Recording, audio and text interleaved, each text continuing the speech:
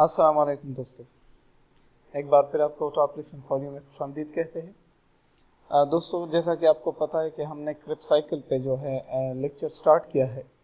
पिछले लेक्चर्स में मैंने रेस्पिरेशन की इंट्रोडक्शन की थी, फिर बाद में हमने ग्लूकोज की ट्रांसपोर्ट की बात की थी कि ग्लूकोज किस तरह ट्रांसपोर्ट होता है, और फिर तीसरे लेक्चर में हमने ग्लाइकोलिसिस के बारे में बहुत कुछ पढ़ा और ग्लाइकोलिसिस को एक कंप्लीट फॉर्म में पेश किया आपके सामने। अब इससे पहले जो मैंने लेक्चर किया था उसमें मैंने क्रिप्स साइकिल का इंट्रोडक्शन किया था। इस लेक्चर में जो मैं अभी करने जा रहा हूँ, इस लेक्चर में हम कहेंगे कि जो ग्लाइकोलिसिस का जो रिक्वायरमेंट है, क्रिप्स साइकिल का जो रिक्वायरमेंट है, यानी क्रिप्स साइकिल को चलाने के लिए, स्टार्ट करने के लिए जो हमें मॉलिक्यूल चाहिए वो क्या होता है और वो कैसे तैयार होता है। हमें चाहिए कि हम अपने इस लेक्चर का मकसद जानें। इस लेक्चर का मकसद क्या है दोस्तों? इस लेक्चर में मैं आपके सामने उस चीज़ को तैयार करूंगा जो हमारे क्रिप्स साइकिल को रन करेगी। ठीक है दोस्तों? चलिए देखते हैं। अपने पिछले लेक्चर को थोड़ा सा अपने इस लेक्चर के साथ रिलेट करने के लिए मैं पिछले लेक्चर को थोड़ा सा रिवाइज करता हूँ जल्दी, फिर बाद में हम अपने इस लेक्चर के साथ उसे रिलेट करके लेक्चर को फॉरवर्ड ले जाएंगे। ठीक है? चलिए हम कहेंगे दोस्तों कि हमारे पास ग्लूकोज का मॉलिक्यूल था, राइट, और इस ग्लूकोज को ब्रेक करके मल्टीपल स्टेप्स के बाद हमने क्या बनाए दोस्तों? 2 पायरुवेट्स बनाए। ठीक है? कितने पायरुवेट्स? 2 पायरुवेट्स बनाए। अब आप सबको पता है कि जो हमारे पायरुवेट्स थे ये कितने कार्बन वाले कंपाउंड्स थे दोस्तों? 3 कार्बन वाले कंपाउंड्स थे। ठीक है? ग्लाइकोलिसिस के एंड में जो हमें प्रोडक्ट्स मिले उनको हम कहते हैं पायरुवेट्स। ठीक है? अब आप गौर से देखें, हमने कहा था कि सबसे पहले होगी ग्लाइकोलाइसिस, यानी इस ग्लाइकोलिसिस में ग्लूकोज की ब्रेकडाउन होगी। फिर मैंने कहा था दोस्तों ये जो ग्लाइकोलिसिस है ये कहाँ होगी? साइटोप्लाज्म में। ठीक है? साइटोप्लाज्म में जब ग्लाइकोलिसिस की ब्रेकडाउन हुई तो इसके एंड में क्या बनेगा? पायरुवेट्स बनेंगे। अब ये जो पायरुवेट्स है दोस्तों, आगे के जो 2 अहम रिएक्शंस हैं वो मैंने आपको बहुत अच्छी तरीके से पिछले लेक्चर में समझाया भी है, लेकिन अब भी थोड़ा सा रिपीट करता हूं कि आगे के ग्लाइकोलिसिस के बाद जो 2 रिएक्शंस हैं वो माइटोकॉन्ड्रिया में होंगे। यानी माइटोकॉन्ड्रिया के मैट्रिक्स में जो रिएक्शन होगा उसे हम कहेंगे क्रिप्स साइकिल। गौर से सुनने की कोशिश करें। माइटोकॉन्ड्रिया के मैट्रिक्स में जो रिएक्शन होगी उसे हम कहेंगे क्रिप्स साइकिल। और क्रिप्स साइकिल के बाद जब माइटोकॉन्ड्रिया के इनर मेम्ब्रेन पर रिएक्शंस, मुख्तलिफ रिएक्शंस होंगे, इन्हें हम कहेंगे इलेक्ट्रॉन ट्रांसपोर्ट चेन। ठीक है? इंशाल्लाह इन सबको हम गौर से पढ़ेंगे। ग्लाइकोलिसिस के बाद जो रिएक्शन होती है उसे हम क्रिप्स साइकिल कहते हैं। This is the first reaction, ये हमारा दूसरा रिएक्शन, और ये तीसरा और आखिरी रिएक्शन होता है। अब गौर से देखिए, ग्लाइकोलिसिस को स्टार्ट करने के लिए क्या चाहिए? ग्लूकोज चाहिए। यानी ग्लाइकोलिसिस को रन करने के लिए हमें ग्लूकोज चाहिए, राइट। फिर दोस्तों क्रिप्स साइकिल को रन करने के लिए हमें क्या चाहिए? पायरुवेट।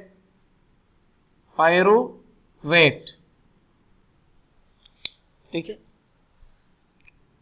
अब जब ये पायरुवेट यहां आता है, कहा गया? माइटोकॉन्ड्रिया के मैट्रिक्स में। तो दोस्तों गौर से बात को समझने की कोशिश करें कि ये जो पायरुवेट है ये हमारे क्रिप्स साइकिल को रन नहीं कर सकती। फिर से बताता हूं, ये जो पायरुवेट के 2 मॉलिक्यूल बन गए, ये पायरुवेट हमारे क्रिप्स साइकिल को रन नहीं कर सकती। ठीक है, तो हमें क्या चाहिए, हमें चाहिए कि हम अपने पायरुवेट को कन्वर्ट करें एक ऐसे मॉलिक्यूल में कि वो मॉलिक्यूल हमारे क्रिप्स साइकिल को रन करे, स्टार्ट करें। ठीक है, सो वो कौन सा मॉलिक्यूल है, वो मॉलिक्यूल है एसिटाइल को ए। ठीक है दोस्तों, फिर बताता हूं कि जब ग्लूकोज की ब्रेकडाउन होती है तो आखिर में बनता है पायरुवेट। अब ये पायरुवेट डायरेक्टली क्रिप्स साइकिल को रन नहीं कर सकती। कौन सा चीज है जो हमारे क्रिप्स साइकिल को रन करती है, स्टार्ट करती है, उसका नाम है एसिटाइल को ए। अब ये एसिटाइल को ए हमें कहां से मिलता है, ये हमें मिलता है इसी पायरुवेट से। इस पायरुवेट के स्ट्रक्चर में कुछ चेंजेस करके हम बनाते हैं एसिटाइल को ए। तो सबसे पहले हमें क्या करना है, करना ये है कि हम पायरुवेट को कन्वर्ट करेंगे एसिटाइल को ए में, और फिर ये जो एसिटाइल को ए है ये साइकिल में चक्कर लगाना शुरू कर देगा और साइकिल को रन कर देगा, यानी क्रिप्स साइकिल को रन कर देगा। ठीक है, अब बताते हैं कि क्रिप्स साइकिल में क्या बना था। पिछले लेक्चर में हमने सुना था कार्बन डाइऑक्साइड बना था, फिर साथ साथ में हमें NADH का एक मॉलिक्यूल मिला था, फिर बाद में दोस्तों फिर कार्बन डाइऑक्साइड बना था, फिर दोस्तों NADH बना था, पिछले लेक्चर में मैंने शॉर्टकट में बताया है। फिर दोस्तों हमने कहा था कि इस तरह होता है कि एक मॉलिक्यूल होता है FAD और वो कन्वर्ट होता है FADH2 में। फिर मैंने ये भी बताया था कि कुछ सबस्ट्रेट जब प्रोडक्ट में कन्वर्ट होते हैं तो GDP जो होता है वो GTP में कन्वर्ट होगा, और फिर जब ये GTP वापस GDP में कन्वर्ट होगा तो ये इस दौरान अपने फॉस्फेट को किसे दे देगा, अपने फॉस्फेट को ADP को देकर ADP बन जाएगा ATP। ठीक है, और फिर बाद में हमने ये भी कहा था कि लास्ट टाइम जब रिएक्शन होती है तो एक और NADH हमें मिलता है। तो हमने कहा था कि क्रिप्स साइकिल में कुल कितने NADH बन गए, 3। FADH भी बन गया, ATP भी बन गया दोस्तों, कार्बन डाइऑक्साइड भी इवॉल्व हुआ। ठीक है, तो ये जो था हमारा क्रिप्स साइकिल था। अब दोस्तों बात यह है कि इस साइकिल को किसने चलाया, इस साइकिल को किसने स्टार्ट किया, तो उस मॉलिक्यूल का नाम है एसिटाइल को ए, यानी उस कंपाउंड का नाम हम लेते हैं जो कि है एसिटाइल को ए। अब ये एसिटाइल को ए कहां से आएगा, ये जो एसिटाइल को ए है ये हमें इस पायरुवेट से मिलता है। किस तरह मिलता है, गौर से देखें। हम करते ऐसे है कि इस पायरुवेट को हम कन्वर्ट करते हैं किस चीज में, एसिटाइल को ए में। यहां मैं शॉर्टकट लिख देता हूं समझने के लिए, फिर मैं बाद में इस प्रोसेस को कंप्लीट डिस्कस करूंगा। ठीक है, गौर से देखें। इस दौरान जब ये पायरुवेट एसिटाइल को ए में कन्वर्ट होता है तो ये जो एसिटाइल होता है दोस्तों इसके पास 2 कार्बन होते हैं। पायरुवेट में कितने कार्बन है दोस्तों, 3। एसिटाइल में कितने कार्बन है, 2। एक कार्बन कहां चला गया, तो एक कार्बन अपने साथ 2 ऑक्सीजन को लेकर भाग गया, यानी एक कार्बन यहां से अपने साथ 2 ऑक्सीजन को उठाकर भाग गया। किस शक्ल में भाग गया, कार्बन डाइऑक्साइड के फॉर्म में चला गया। ठीक है, इसी दौरान दोस्तों, इसी दौरान जब कार्बन डाइऑक्साइड चल रहा था, भाग रहा था, तो कुछ एनर्जी बन रही थी और उस एनर्जी को किसने उठा दिया अपने पास, NAD कन्वर्ट हुआ NADH में। ठीक है, इसे हम अभी पढ़ते हैं कि ये सब किस तरह होता है, इंशाल्लाह इसे मैं अभी सिखाऊंगा आपको। और से देखिए, जब पायरुवेट एसिटाइल में कन्वर्ट हो रहा है तो इस दौरान दोस्तों कार्बन डाइऑक्साइड प्रोड्यूस हुई और NADH प्रोड्यूस हुआ। इसी दौरान एसिटाइल बन गया और इसके साथ हमने को ए एंजाइम को बाइंड किया तो क्या बना, एसिटाइल को ए बन गया, और इसी एसिटाइल को ए को हमने क्रिप्स साइकिल में डाल दिया और उसने हमें साइक्लिक फॉर्म में बहुत सी चीजें दी। ठीक है, तो अब हम पढ़ते हैं कि ये प्रोसेस किस तरह होता है, ये जो पायरुवेट एसिटाइल में कन्वर्ट होता है कैसे। चले हम अपने लेक्चर को अभी स्टार्ट करते हैं।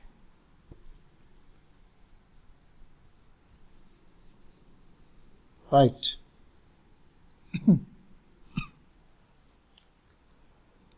ओके, सो दोस्तों जब हम पायरुवेट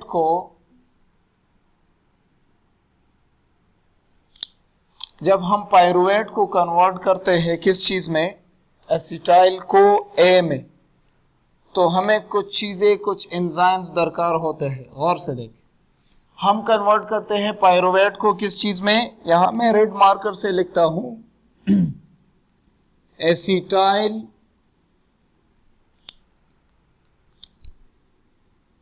को ए। क्यों? क्योंकि ये जो है हमारे क्रिप्स साइकिल को रन करेगी। अब हम पायरुवेट को कन्वर्ट करते हैं एसिटाइल को ए में। जब पायरुवेट कन्वर्ट हो रहा होता है एसिटाइल को ए में, तो यहां पर कुछ एंजाइम्स इस्तेमाल होते हैं दोस्तों। इस रिएक्शन को करने के लिए हमें कुछ कॉम्प्लेक्सेस की जरूरत होती है, कुछ एंजाइम्स की जरूरत होती है, और वो एंजाइम क्या क्या करते हैं, चलिए सीखते हैं। बहुत आसान तरीके से मैं सिखाने की कोशिश करूंगा दोस्तों। पहला जो हमारे पास एंजाइम होता है, पहला मान लीजिए कि ये एक एंजाइम है, ठीक है, ये एक एंजाइम है, ठीक है। इस एंजाइम के पास थायमीन पायरोफॉस्फेट,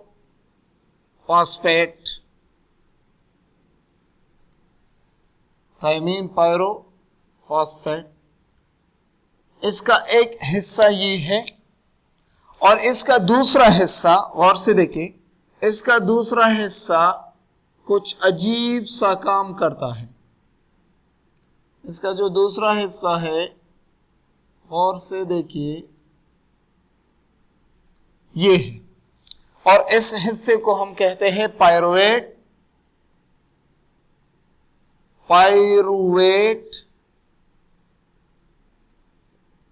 डी कार्बोक्सिलेज। ठीक है, इस एक एंजाइम के दो हिस्से हैं, पायरुवेट डी कार्बोक्सिलेज और थायमीन पायरोफॉस्फेट। और से देखिए दोस्तों, हमारा जो पायरुवेट है वो कितने कार्बन पर मुश्तमिल होता है, 3 कार्बन पर। अब हम क्या कर रहे हैं कि इस पायरुवेट को एसिटाइल को ए में कन्वर्ट करने जा रहे हैं। तो जब ये पायरुवेट एसिटाइल को ए में कन्वर्ट हो रहा है, तो ये पहला एंजाइम कुछ करके इस पायरुवेट के स्ट्रक्चर में चेंजेस करता है। और से देखिए, ये दोस्तों हमारा पायरुवेट है, यहां इसके पास आ गया है, हमारा पायरुवेट इस एंजाइम पायरुवेट डी कार्बोक्सिलेज के पास आ गया है। अब ये क्या करेगा, गौर से देखिए, ये पायरुवेट में डी कार्बोक्सिलेशन करेगा। डी कार्बोक्सिलेशन से मुराद ये है कि ये एंजाइम इस पायरुवेट से एक कार्बन को निकाल देगा, ठीक है, इसका एक कार्बन को निकाल देगा। तो जब ये एंजाइम इस तरह कर रहा होता है, तो ये क्या करता है कि इसके राइट हैंड में जो कुछ भी है वो इसे अपने लेफ्ट हैंड में ले आता है, ठीक है। क्या करेगा, इसके राइट हैंड में जो है वो इसे अपने लेफ्ट हैंड में ले आएगा। और से देखिए, इसी दौरान जब ये इसके हाथ में पायरुवेट है ना, आपको पता है ये पायरुवेट है, अब ये क्या करेगा, इसे डी कार्बोक्सिलेट करेगा। तो जब ये चीज इसके इस हाथ में आएगा तो इसमें कितने कार्बन होंगे, 2 कार्बन। और से समझने की कोशिश करें, बहुत आसान है, कोई मुश्किल नहीं। और से देखिए, इसके पास जब ये कंपाउंड आ गया, इस एंजाइम के पास जब ये आ गया, तो इसमें कितने कार्बन थे, पायरुवेट में 3 कार्बन। अब क्या हो गया, गौर से देखिए, ये हो गया कि इस एंजाइम ने, इस पायरुवेट डीकार्बोक्सिलेज ने इससे एक कार्बन को निकाल दिया। जब ये एक कार्बन जा रहा था तो कार्बन तो अकेला नहीं जाता, कार्बन ने अपने साथ 2 ऑक्सीजन उठाए। क्या रिलीज हुआ दोस्तों? Carbon dioxide. ठीक है, ये लो हमारा कार्बन डाइऑक्साइड जो अभी 2-3 मिनट पहले मैंने यहां पे लिखा था कि जब पायरुवेट एसिटाइल कोए में कन्वर्ट हो रहा होता है तो एक कार्बन डाइऑक्साइड रिलीज होता है। और ये लीजिए आपका कार्बन डाइऑक्साइड किसने रिलीज किया, किसने बनाया? Pyruvate decarboxylase. ठीक है, सो इसका काम क्या था कि इसने डीकार्बोक्सिलेशन की, इस एंजाइम ने डीकार्बोक्सिलेशन की, यानी पायरुवेट से कार्बन और 2 ऑक्सीजन निकाल दिए और चला गया। अब ये इस चीज को आगे जो एक और एंजाइम है उसे दे देगा कि ले भाई मैंने अपना काम किया, अब तुम अपना काम करो। ठीक है, गौर से देखिए, यहां पर एक और एंजाइम बैठा है,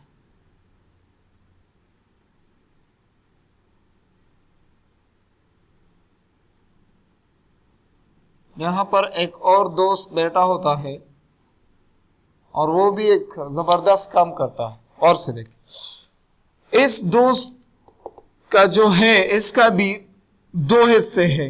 एक हिस्से में दोस्तों एक लिपिड होता है, lipoic acid sulphide, lipoic acid sulphide. ठीक है, एक हिस्से में ये होता है और नीचे वाला जो हिस्सा है इसमें क्या होता है? को ए होता है, को ए। ठीक है, अब देखिए ये जो एंजाइम है ये 2 चीजों पर मुश्तमिल है, लाइपोइक एसिड सल्फाइड और कोएंजाइम ए। और से देखिए ये इसका हाथ है,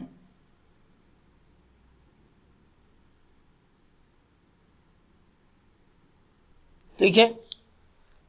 अब ये क्या करेगा, ये वाला जो एंजाइम है, इस एंजाइम का नाम भी मैं बाद में बताऊंगा। ये एंजाइम इससे इस प्रोडक्ट को अपने हाथ में ले लेगा। और से देखिए ये वाला जो एंजाइम है इस पायरुवेट डीकार्बोक्सिलेज से इस प्रोडक्ट को अपने हाथ में ले लेगा। और से देखिए जो प्रोडक्ट वहां था वो हमारे पास इस एंजाइम के पास आ गया। अब एक बहुत अच्छी बात को समझने की कोशिश करें। इस एंजाइम के 2 हाथ है दोस्तों, देखिए गौर से, इस एंजाइम के 2 हाथ है। एक हाथ को ये अपने इस पॉकेट में डाल देगा, अपने एक हाथ को ये यहां इस पॉकेट में डाल देगा और इस पॉकेट में से को ए को निकाल लेगा। स्टेप देखिए, फिर बाद में समझाता हूं। ये एंजाइम इस अपने एक हाथ में इसने इस प्रोडक्ट को पकड़ा हुआ है, दूसरे हाथ को अपने पॉकेट में डाल देगा और अपने पॉकेट में से क्या निकाल देगा? को ए को निकाल लेगा। और से देखिए, चले हम इसको ए को इस एंजाइम के हाथ में दे देते हैं। तो इसने अपने पॉकेट में हाथ डाल दिया, चलो इसने हाथ बाहर किया और हाथ जब बाहर किया तो इसके पास हाथ में क्या था बताइए दोस्तों? को ए। इसने अपने हाथ में को ए को अपने पॉकेट से निकाल दिया। अब देखिए क्या होता है, होता ये है कि ये एंजाइम इसको ए को इस प्रोडक्ट को दे देगा, इस प्रोडक्ट इसको ए एंजाइम को ये इस प्रोडक्ट को सौंप देगा कि ये ले लो भाई और जाओ अपना काम करो। ठीक है, और से देखिए, तो जब ये प्रोडक्ट यहां से जा रहा होता है तो 2 कार्बन अपने साथ क्या ले जा रहा है? को ए को। 2 कार्बन अपने साथ किस चीज को ले जा रहा है? को ए को अपने साथ ले जा रहा है। इसको ए को किसने दिया? इसी एंजाइम ने दे दिया। किसको? इस प्रोडक्ट को। देखिए गौर से, तो ये प्रोडक्ट यहां जब आ जाएगा इस हाथ में,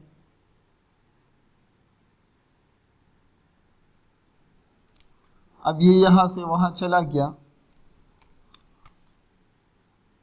जब यहां आ जाता है तो यहां आने के बाद इसे को ए के साथ बाइंड कर फिर छोड़ दिया जाता है। ठीक है, अब देखिए एक अहम बात यहाँ जो होती है, क्योंकि आप लोगों को पता है कि यहाँ तो लाइपोइक एसिड सल्फाइड है, लाइपोइक एसिड सल्फाइड, और यहाँ जो है सल्फर है, सल्फर।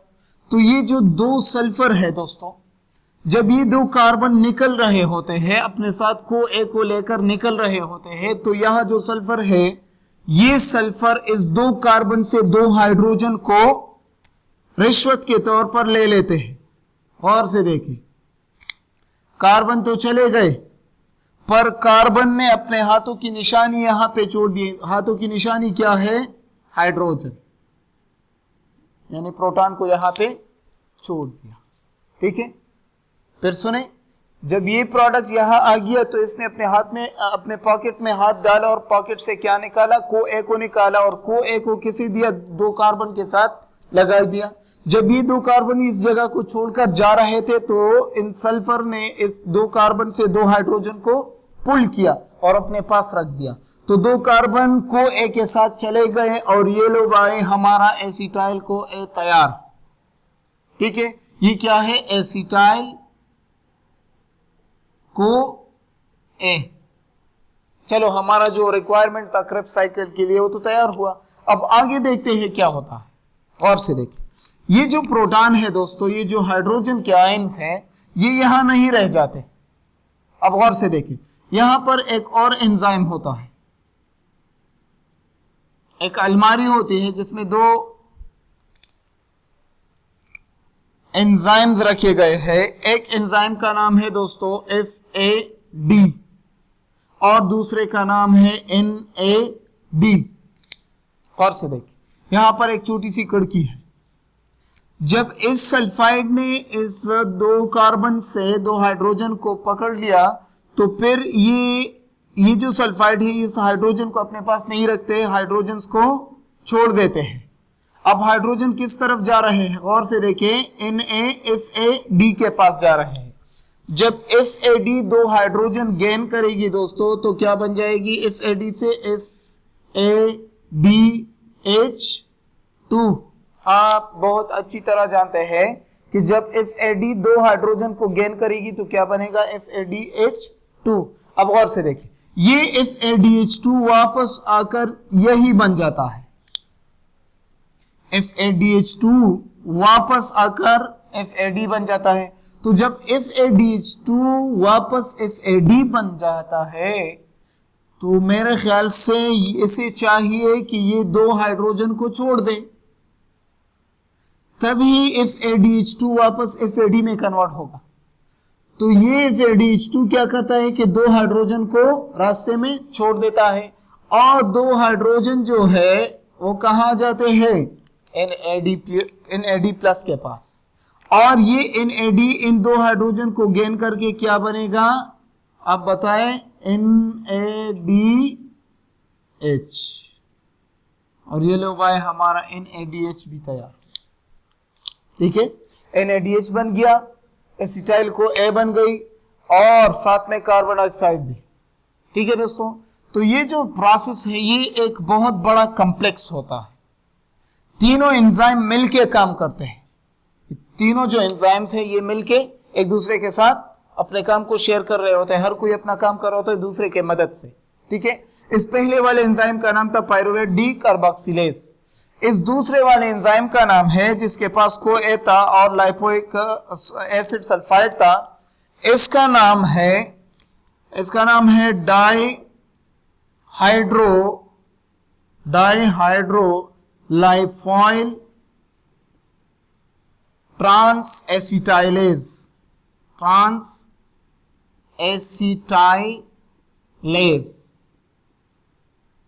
ठीक है, इस पहले वाले एंजाइम का नाम पायरुवेट डी कार्बोक्सिलेज, दूसरे वाले का नाम डाइहाइड्रोलाइफाइल डी कार्बोक्सिलेज और इसका नाम डाइहाइड्रोलाइफाइल डिहाइड्रोजिनेज।